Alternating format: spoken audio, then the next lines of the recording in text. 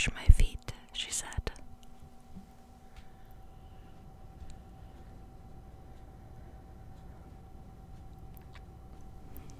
Golly, Theodora sat on the floor beside the bed, staring. Look, she said, my feet are dirty too. Baby, honest. Look. Anyway, Eleanor said, I hate having things done to me. You're about as crazy as anyone I ever saw, Theodora said cheerfully. I don't like to feel helpless, Eleanor said. My mother, your mother, would have been delighted to see you with your toenails painted red, Theodora said. They look nice.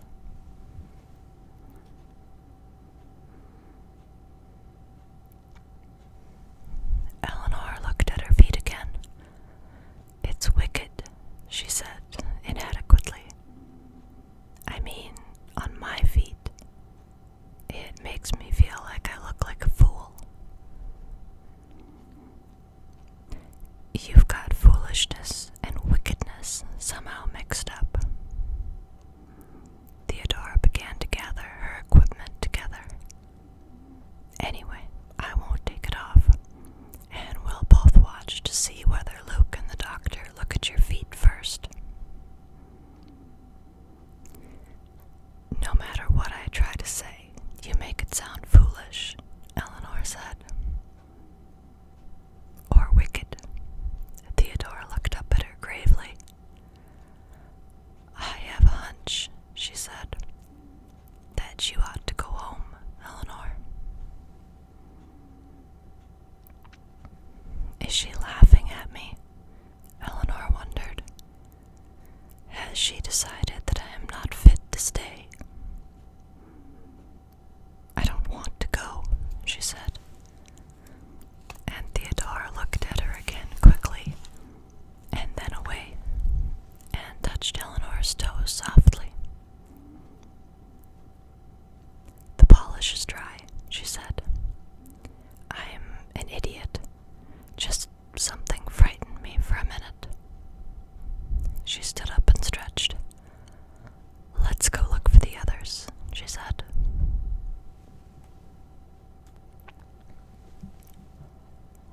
Part 4. Luke leaned himself wearily against the wall of the upstairs hall, his head resting against the gold frame of an engraving of a ruin. I keep thinking of this house as my own future property, he said. More now than I did before. I keep telling myself that it will belong to me someday, and I keep asking myself why. He gestured at the length of the hall. If I had a passion for doors, he said, or gilded clocks, or miniatures, if I wanted a Turkish corner of my own, I would very likely regard Hill House as a fairyland of beauty.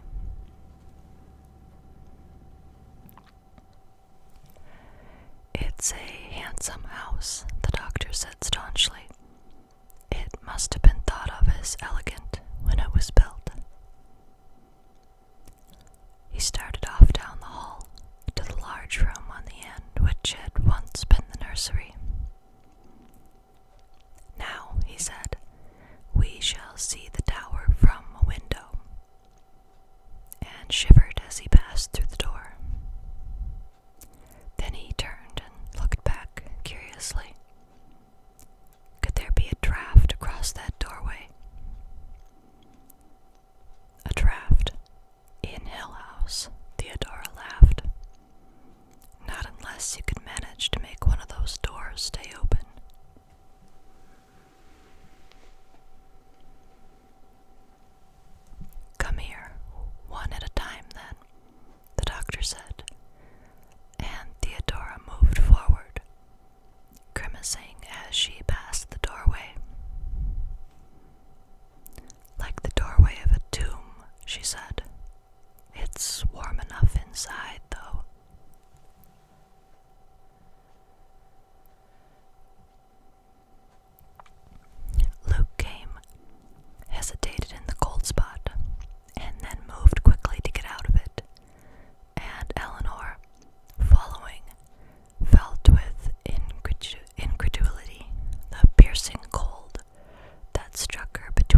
step and the next.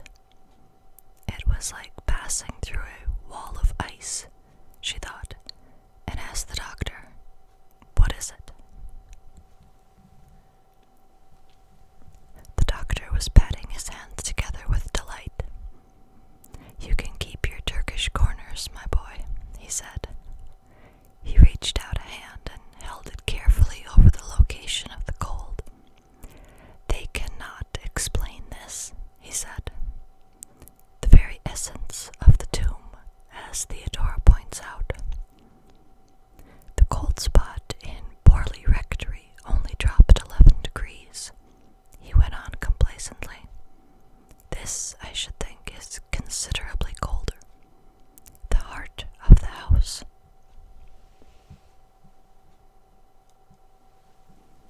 Theodora and Eleanor had moved to stand closer together.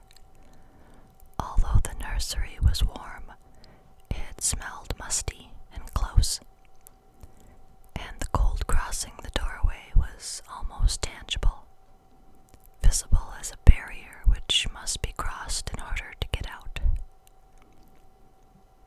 Beyond the windows, the gray stone of the tower pressed close. Inside, the room was dark, and the line of nursery animals painted along the wall seemed somehow not at all jolly, but as though they were trapped, or related to the dying deer in the sports prints of the game room.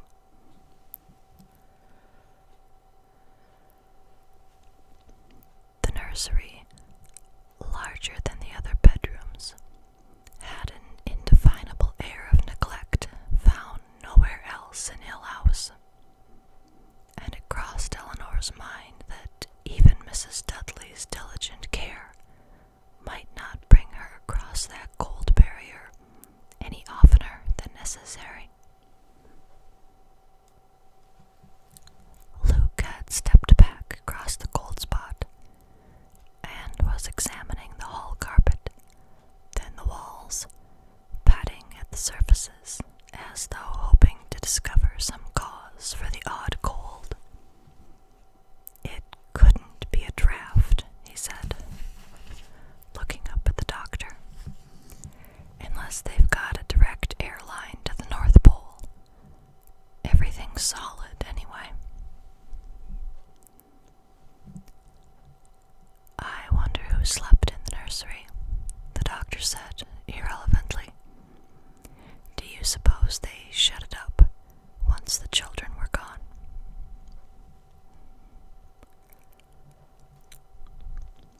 "Look," Luke said, pointing.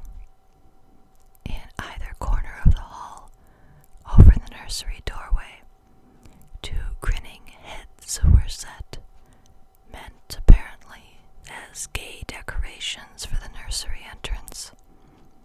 They were no more jolly or carefree than the animals inside. Their separate stares, captured forever in distorted laughter, met and locked at the point of the hall where the vicious cold centered.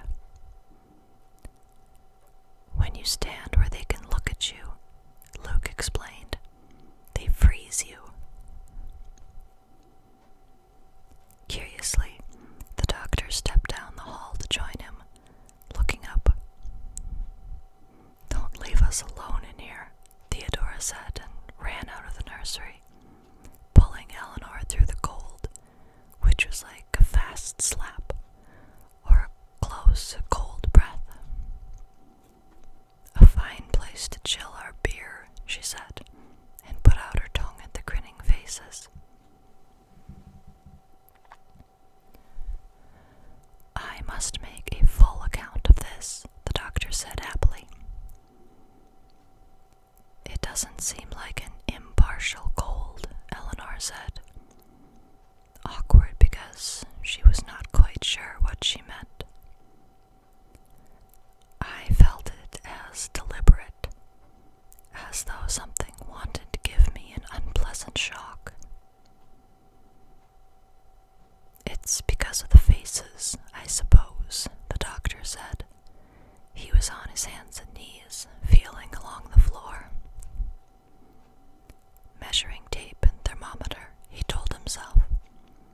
Chalk for an outline. Perhaps the cold intensifies at night. Everything is worse, he said, looking at Eleanor, if you think something is looking at you.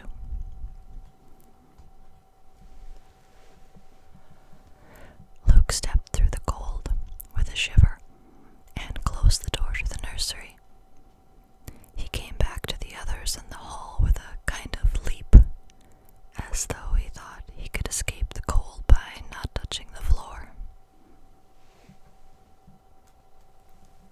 With the nursery door closed, they realized all at once how much darker it had become, and Theodora said restlessly, "Let's get downstairs to our parlor. I can feel those hills pushing in." After 5, Luke said, "Cocktail time." "I suppose," he said to the doctor, "you will trust me to mix you a cocktail again tonight." "Too much vermouth," the doctor said, and followed them lingeringly, watching the nursery door over his shoulder.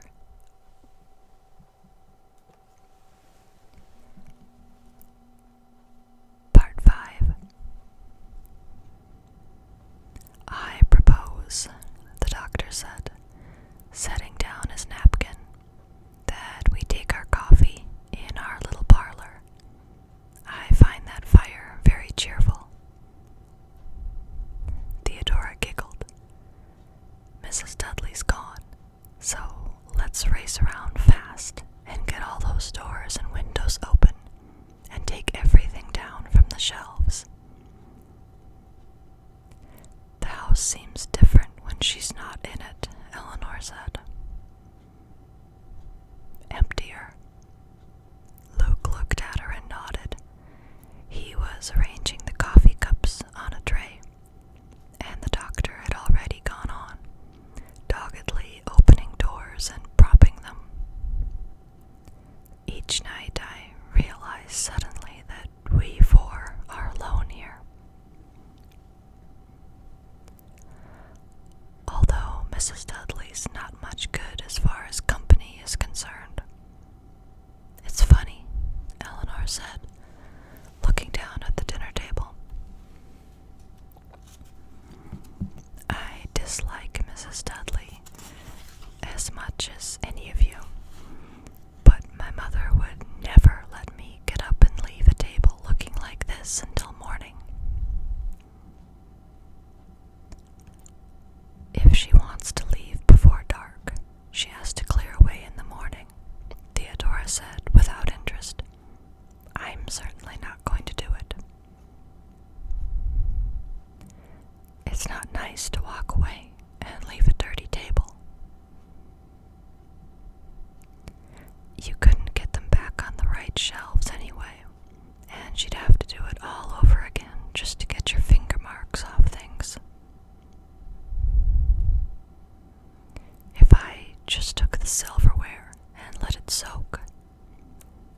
"No," Theodora said, catching her hand. "Do you want to go out into that kitchen all alone, with all those doors?"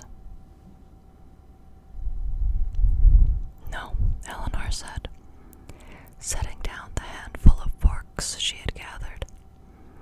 "I guess I don't, really." She lingered to look uneasily at the table, at the crumpled napkins and the drop of wine spilled by Luke's place, and shook her head. "I don't know what my mother would say, though." "Come on," Theodora said. "They've left lights for us." The fire in the little parlor was bright, and Theodora sat down beside the coffee tray while Luke brought brandy from the cupboard where he had carefully set it away the night before. "We We must be cheerful at all costs, he said. I'll challenge you again tonight, Doctor. Before dinner, they had ransacked the other downstairs rooms for comfortable chairs and lamps, and now their little parlor was easily the pleasantest room in the house. Hill House has really been very kind to us, Theodora said, giving Eleanor her coffee, and Eleanor sat down gratefully in a pillowy, overstuffed chair. No dirty dishes for Eleanor to wash. A pleasant evening in good company, and perhaps the sun shining again tomorrow. We must plan our picnic, Eleanor said. I am going to get fat and lazy in Hill House, Theodora went on. Her insistence on naming Hill House troubled Eleanor. It's as though she were saying it deliberately, Eleanor thought, telling the house she knows its name, calling the house to tell it where we are. Is it bravado? Hill House, Hill House, Hill House, Theodora said softly, and smiled across at Eleanor. Tell me, Luke said politely to Theodora, since you are a princess, tell me about the political situation in your country.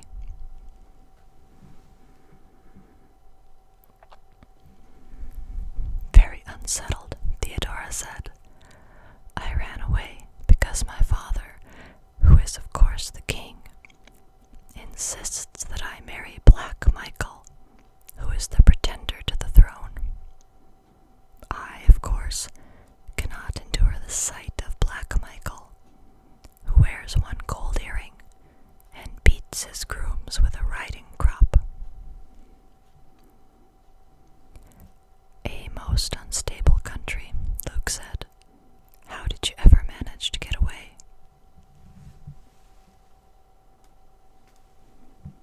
I fled in a hay wagon, disguised as a milkmaid.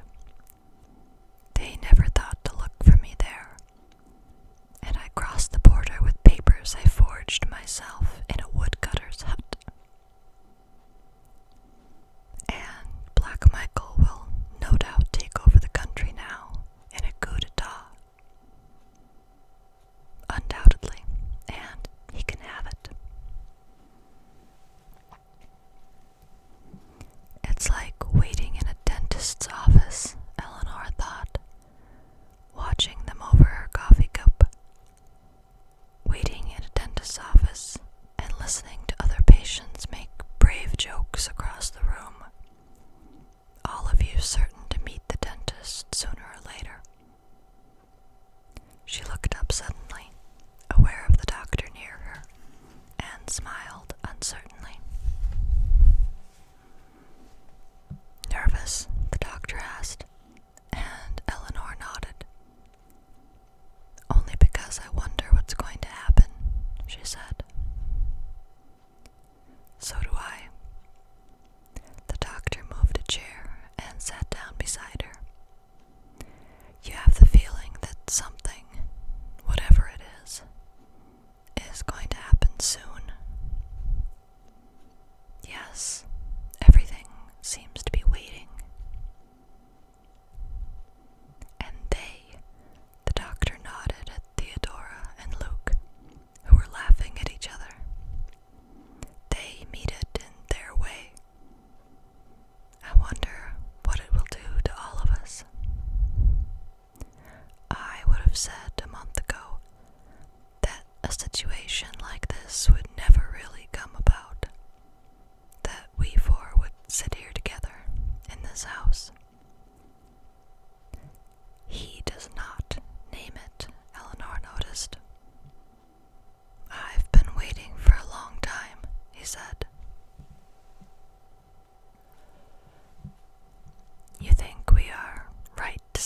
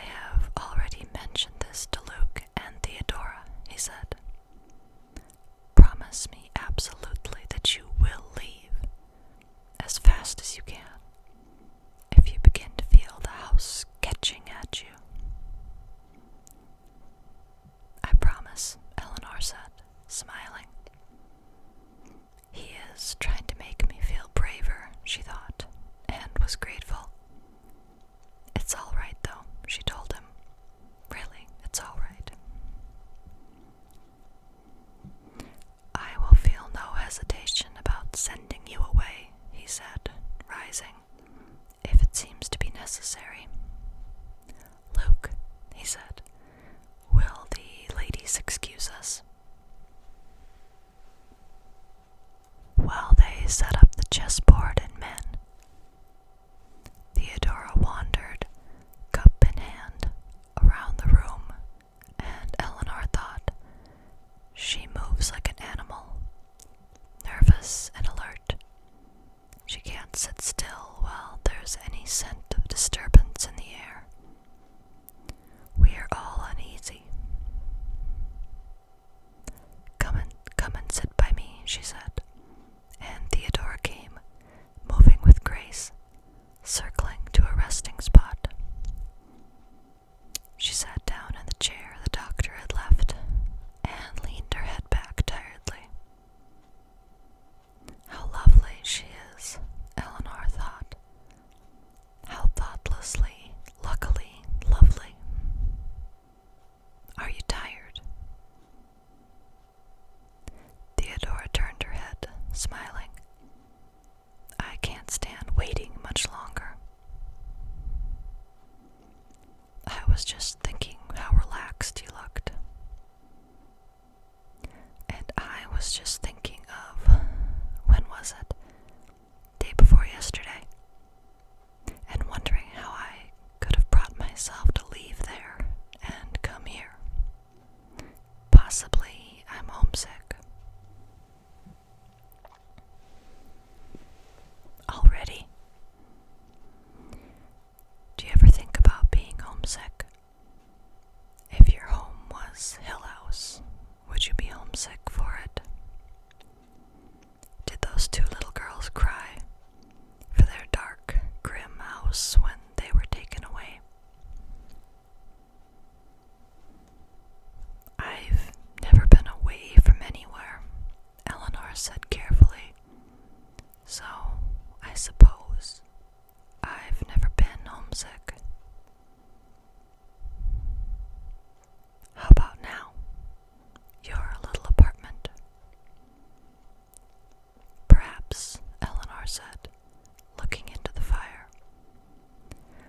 I haven't had it long enough to believe it's my own.